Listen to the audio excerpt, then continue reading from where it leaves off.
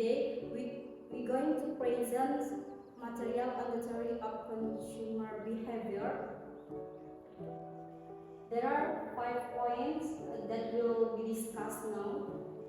Point number 1 is theory of consumer behavior. The study that studies how consumer search for, select, buy, use, and evaluate goods or service in their meeting needs.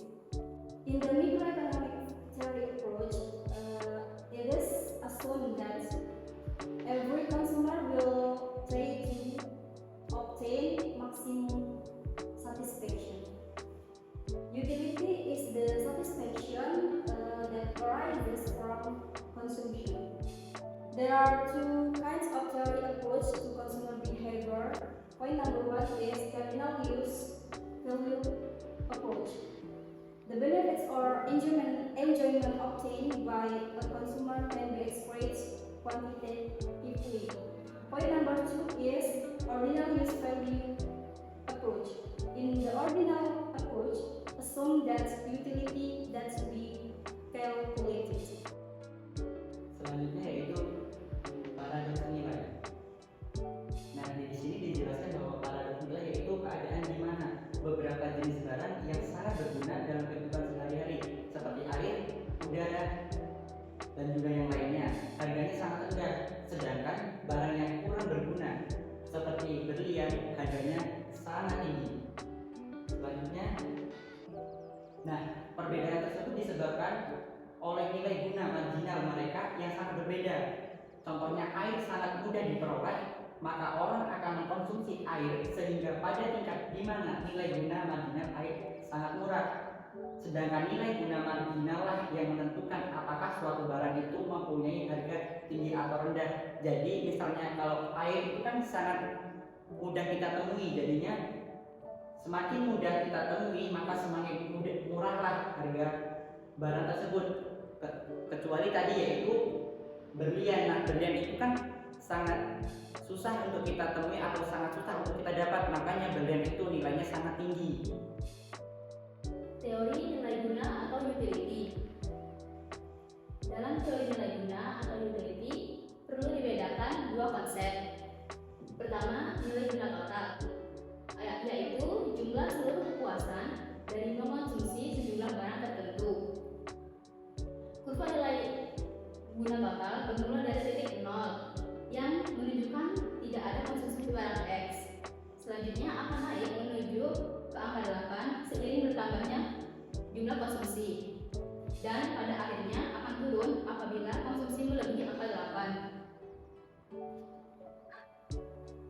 Kedua, nilai guna marginal, yaitu penambahan atau pengurangan kepuasan yang diperoleh dari menambah atau mengurangi 1 unit barang yang dikonsumsi. Kurva nilai guna marginal turun dari kiri atas ke kanan bawah, yang mencerminkan hukum nilai guna yang semakin menurun. Kurva nilai guna marginal memotong sumbu data sesudah jumlah X yang menunjukkan nilai guna yang negatif. Rumus kurva nilai guna marginal yaitu MUX per PX sama dengan MUY per PY sama dengan MUZ per PZ. Dengan keterangan MU yaitu marginal utility, P harga barang, X, Y, Z macam barang konsumsi. Kepuasan maksimum. Rumusnya MU produk A per harga A sama dengan MU produk B per harga B. Dengan keterangan MU nilai guna marginal atau marginal utility. Syarat kepuasan maksimum. Syarat kemaksimuman nilai guna yang harus dipenuhi adalah setiap rupiah yang dikeluarkan untuk membeli unit tambahan sebab berbagai jenis barang akan memberikan nilai guna marginal yang sama besarnya. Seseorang akan memaksimumkan nilai guna dari barang-barang yang dikonsumsikannya apabila perbandingan nilai guna marginal berbagai barang tersebut adalah sama dengan perbandingan harga barang-barang tersebut. Seseorang akan memaksimumkan nilai guna dari barang-barang yang dikonsumsikannya apabila nilai guna marginalnya untuk setiap rupiah yang dikeluarkan adalah sama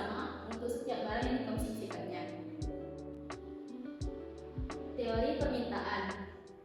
Permintaan adalah keinginan konsumen membeli suatu barang pada berbagai tingkat harga selama periode tertentu. Teori permintaan menerangkan tentang ciri hubungan antara jumlah permintaan dan harga. Ada dua faktor yang menyebabkan permintaan ke atas suatu barang berubah apabila harga barang itu mengalami perubahan. 1. Efek penggantian.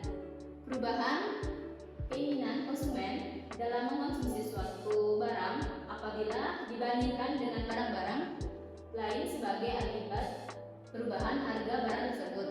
Jika harga barang naik, permintaan terhadap barang yang mengalami kenaikan harga tersebut akan menjadi semakin sedikit. Permintaan ke atas barang tersebut menjadi bertambah banyak apabila harganya bertambah rendah. 2. Efek pendapatan. Pendapatan pengaruh atau akibat perubahan harga sesuatu barang terhadap pendapatan real konsumen yang menggunakan barang yang mengalami perubahan harga. Surplus konsumen. Di sini dijelaskan bahwa kepuasan seseorang konsumen dari mengkonsumsi suatu barang biasanya lebih tinggi dari pengorbanan atau pembayaran yang dibuat untuk memperoleh barang tersebut. Perbedaan di antara keduanya dinamakan surplus konsumen. Bagaimana surplus konsumen akan dapat ditunjukkan untuk kasus seorang individu atau untuk keseluruhan konsumen dalam suatu pasar barang. Nah, di sini artinya bahwa pengorbanan kita lebih kecil daripada kepuasan kita dari barang tersebut. Artinya kepuasan kita itu lebih besar daripada pengorbanan kita untuk mendapatkan barang tersebut. Selanjutnya, nah di sini ada contoh tentang surplus konsumen, yaitu tentang seseorang yang membeli mangga atau anggap saja saya yang sedang membeli mangga. Nah di sini ada jumlah konsumsi mangga setiap minggunya. Ada minggu pertama, minggu kedua, sampai minggu ke-6. Nah, gimana sih cara untuk mencari ini? Cara mencarinya yaitu, nih di minggu pertama, misalnya saya ini mampu membayar sebesar 1.700, tetapi harga di pasar ternyata cuma 700 per buah. Maka untuk mendapatkan ini, maka 1.700 dikurangi 700, maka mendapatkan 1.000. Maka surplus konsumen jika harga mangga 700 adalah 1.000. Nah, maka di sini juga 1.000.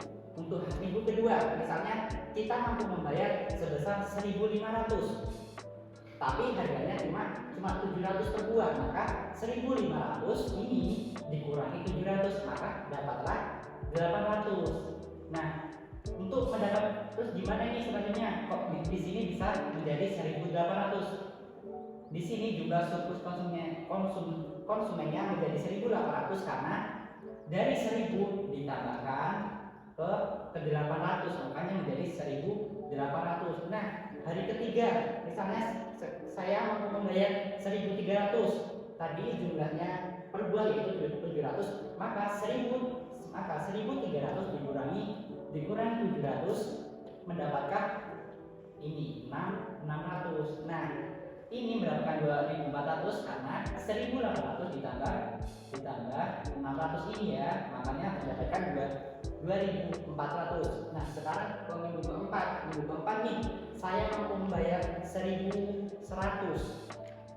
Jumlahnya harga mangganya masih sama yaitu sebesar 700, maka dikurangi lagi 700, maka surplus konsumennya menjadi 400 dan jumlah surplus konsumennya menjadi 2.400 ditambah 400 menjadi 2.800. Nah, di minggu kelima saya mampu membayar 900 nih, mampu membayar 900 dan harga per buahnya masih sama yaitu 700, maka ini dikurangi 700, dapatlah hasilnya yaitu 200. Nah, ini juga masih sama, kita tambahkan lagi di sini, makanya 2.800 ditambah 200 menjadi 3.000. Nah, di minggu ke-6 kita mempunyai uang atau kita mampu membayar sebesar 700. Nah, 700 ini kita kurangkan lagi dengan harga per buahnya sebesar 700, maka 700 dikurangi 700 yaitu hasilnya 0. Nah, maka 3.000 dikurangi 0 masihlah 3.000. Dan minggu ke-7 kita mampu membayar sebesar 500.000. Nah, kalau minggu ke-7 kita hanya bisa membayar 500.000, apakah kita bisa membeli satu buah mangga yang harganya 700? Maka tidak bisa. Maka di sini kita tidak akan bisa membeli mangga sebesar 700 per buah jika kita hanya punya uang sebesar 500. Maka kita hanya berhenti di sini di minggu ke-5 ya. Minggu ke-6 kita hanya bisa berhenti ke minggu ke-6. Baiklah, saya akan menjelaskan kurva atau grafik dari tabel surplus konsumen yang sebelumnya, di mana ini adalah kurva gambaran secara umum. Garis tegak ini adalah menunjukkan harga, sedangkan garis yang mendatar ini menunjukkan jumlah yang diminta. Nilai guna total yang diperoleh dari konsumsi ini digambarkan oleh titik O, A, B, Q, dan O. Sedangkan untuk memperoleh mangga tersebut, si pembeli harus membayar titik O, Q, B, dan P. Maka segitiga dari A, P, dan B ini menggambarkan surplus konsumen yang dinikmati oleh pembeli mangga tersebut. Selanjutnya ini adalah kurva yang menggambarkan surplus konsumen secara angka, di mana harga 700 ini adalah harga untuk setiap mangga, dan surplus konsumen untuk setiap unit mangga yang dibeli ditunjukkan oleh garis tegak dan garis yang diminta. Ini adalah kurva untuk surplus konsumen. Nah, sebagai contohnya, titik M ini dan titik N ini adalah surplus konsumen dari pembelian mangga ke minggu ketiga, yaitu sebesar 1.300. Yang dimana harga pasarnya adalah 700. Jadi 1.300 ini dikurang 700 maka akan menghasilkan 600. Nah, 600 inilah yang dinamakan dengan surplus konsumen. Kurva ini adalah kurva surplus konsumen. Selanjutnya, analisis kurva kepuasan sama. Jadi kurva kepuasan sama itu menggambarkan kombinasi antara dua barang yang memberikan satu tingkatan kepuasan tertentu, sedangkan garis anggaran pengeluaran menggambarkan kombinasi dua barang yang dapat dibeli oleh sejumlah uang tertentu. Dengan demikian, berarti peluang maksimal kepuasan yang digambarkan adalah tingkat kepuasan maksimum dari mengkonsumsi dua barang dengan menggunakan sejumlah pendapatan tertentu. Selanjutnya, garis anggaran pengeluaran yaitu suatu kurva yang berbentuk garis lurus yang menggambarkan kombinasi antara dua barang yang dapat dibeli oleh sejumlah tertentu pendapatan. So the last matrix is about expenditure budget line. So this matrix shows the variation combination of items that a given amount of income can buy. Change in the price and change in income can affect the spending budget line. A customer will achieve maximum satisfaction if he reaches the point where the expenditure budget line touch the same satisfaction curve. Next, the effect of change in income and prices. The consumption price line is a curve that describes the change in the combination of the goods that will be purchased if the price level increases. The income price line is a curve that describes the change of the combination of two goods that will be purchased if the customer's income changes. That's all for ours. Thank you for your attention. Assalamualaikum warahmatullahi wabarakatuh.